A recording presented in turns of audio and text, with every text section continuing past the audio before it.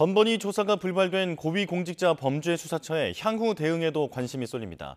잠시 뒤 오동훈 공수처장이 출근길에서 관련 입장을 발표할 예정인데요. 현장에 나가 있는 취재기자 연결합니다. 권준수 기자.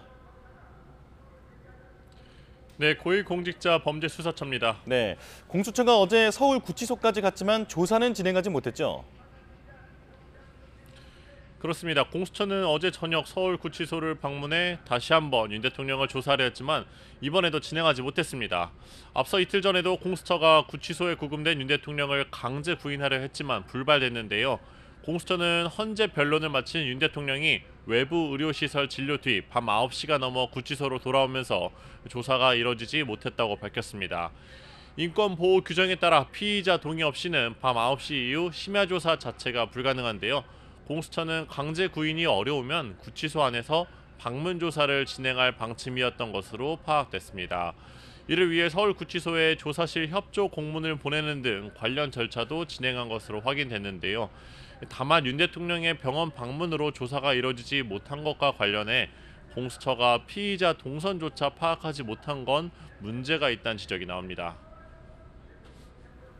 네, 그렇다면 공수처가 앞으로 어떻게 대응할 것으로 전망됩니까?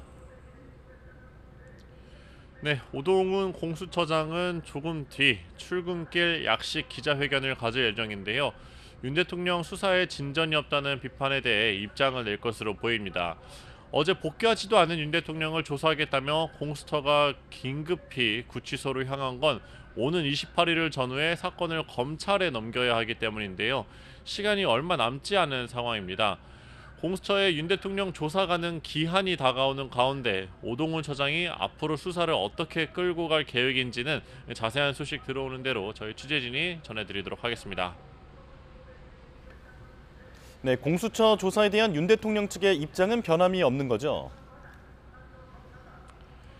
네, 변함이 없습니다. 윤 대통령 측 윤곽근 변호사는 현재와 같은 상태론 공수처 조사가 어렵다고 본다, 이렇게 말했습니다. 앞으로도 공수처 조사는 계속 거부하겠다는 뜻입니다. 앞서 공수처는 윤 대통령을 지난 15일 체포했을 당시 첫 조사를 진행했지만 이후 윤 대통령이 이틀 동안 공수처 조사에 모두 불응했는데요. 사흘 전 새벽에 구속된 뒤에도 공수처의 출석 요구 통보를 계속 거부해 왔습니다. 공수처는 계속 조사를 시도할 것으로 보이지만 성과를 낼 수 있을지는 여전히 불투명합니다. 지금까지 고위공직자 범죄수사처에서 YTN 권준수입니다.